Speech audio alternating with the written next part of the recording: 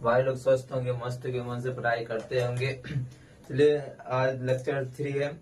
जो चैप्टर इसका टॉपिक का नाम है पौधे में पोषण। पौधे में पोषण कैसे होता है इसके बारे में जानेंगे। आप लोग मन से पढ़ाई करते होंगे क्योंकि 10th का एग्जाम आने वाला है। फर्स्ट चैप्टर है 10th का बायोलॉजी का। जो फर्स्ट चैप्टर का नाम जे पराक्रम है उसका लेक्चर 3 है और टॉपिक नंबर 3 है। उसके बारे में जानेंगे क्या होता है पौधे में, कैसे प्रकाश संश्लेषण मतलब कैसे पौधे पोषण करते हैं, भोजन अपना ग्रहण करते हैं, इसके बारे में जानेंगे। चलिए पोषण क्या है इसके बारे में देखते हैं। प्रकाश संश्लेषण है उसके बारे में जानते हैं। कैसे अपना पेड़ अपना भोजन, जैसे अपना लोग अपना भोजन बनाते हैं वैसे ही पेड़ भी किसी पेड़ को भोजन बनाने के लिए क्या क्या चीज का आवश्यकता होता है। क्लोरोफिल, सूर्य के प्रकाश, जल की आवश्यकता होती है। ये सब को और कार्बन डाइऑक्साइड, इस सब का पौधे को प्रकाश संश्लेषण की जरूरत होती है। प्रकाश संश्लेषण के माध्यम से ही पेड़ पौधे अपना भोजन बनाते हैं। चलिए देखते हैं इसका परिभाषा क्या होता है, डिफिनेशन के बारे में जानते हैं। प्रकाश संश्लेषण किसे कहते हैं? ठीक, प्रकाश संश्लेषण वह प्रक्रम है जिसमें हरे पेड़ पौधे के द्वारा CO2, HO2 एवं सूर्य के प्रकाश के उपस्थिति में ग्लूकोज को संश्लेषण करने की प्रक्रिया को ही प्रकाश संश्लेषण कहते हैं। देखिए प्रकाश संश्लेषण के प्रक्रम के द्वारा जो के उपस्थिति हरे पेड़ पौधे में CO2, HO2 एवं सूर्य प्रकाश की उपस्थिति में संश्लेषण करने की प्रक्रिया को मतलब संश्लेषण करता है, उसी प्रक्रिया को प्रकाश संश्लेषण कहते हैं।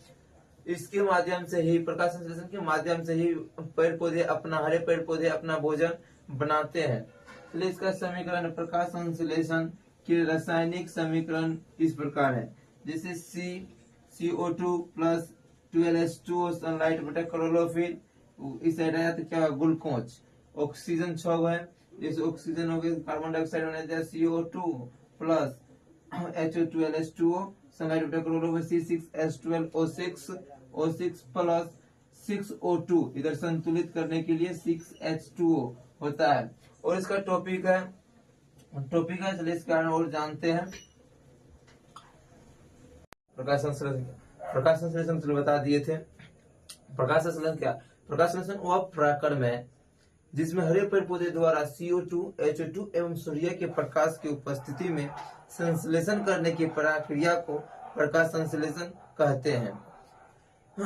उसका सूत्र उसका समीकरण होता है, रासायनिक समीकरण जो है उसका है 6CO2 प्लस 12H2O सनलाइट बटा क्लोरोफिल ग्लूकोज यानी C6H12O6 plus 6CO2 plus 6H2O होता है उसका रासायनिक समीकरण।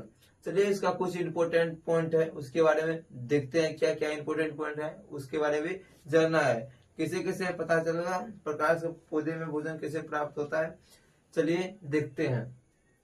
प्रकाश संश्लेषण एक प्रकार से रासायनिक अभिक्रिया है। मतलब प्रकाश संश्लेषण एक प्रकार से रासायनिक अभिक्रिया है। ठीक, प्रकाश संश्लेषण के विकिरण ऊर्जा को रासायनिक ऊर्जा में बदल देता है।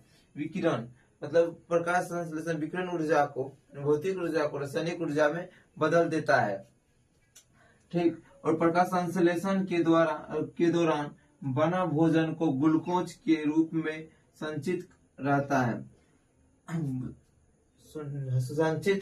मतलब प्रकाश संश्लेषण का भोजन ग्लूकोज के रूप में संचित रहता है। प्रकाश संश्लेषण की उपयोगिता के रूप में ऑक्सीजन बनाता है। प्रकाश संश्लेषण की उपयोगिता के रूप में ऑक्सीजन बनाता है। प्रकाश संश्लेषण की क्रिया केवल दिन में होती है। मतलब प्रकाश संश्लेषण की क्रिया केवल दिन, जब सूर्य निकलते हैं तब से प्रकाश संश्लेषण की क्रिया प्रारंभ होते हैं। ठीक, प्रारंभ होते हैं और रात में नहीं होती है। मतलब सूर्य के प्रकाश जब निकलते हैं तब से प्रकाश संश्लेषण की क्रिया पौधे में प्रारंभ होते हैं, तब अपना भोजन बनाना स्टार्ट करते हैं। प्रकाश संश्लेषण की क्रिया रात में नहीं होते हैं, केवल प्रकाश संश्लेषण की क्रिया दिन में ही होते हैं। प्रकाश संश्लेषण की क्रिया के द्वारा ही वायुमंडल में ऑक्सीजन का संतुलन बना रहता है।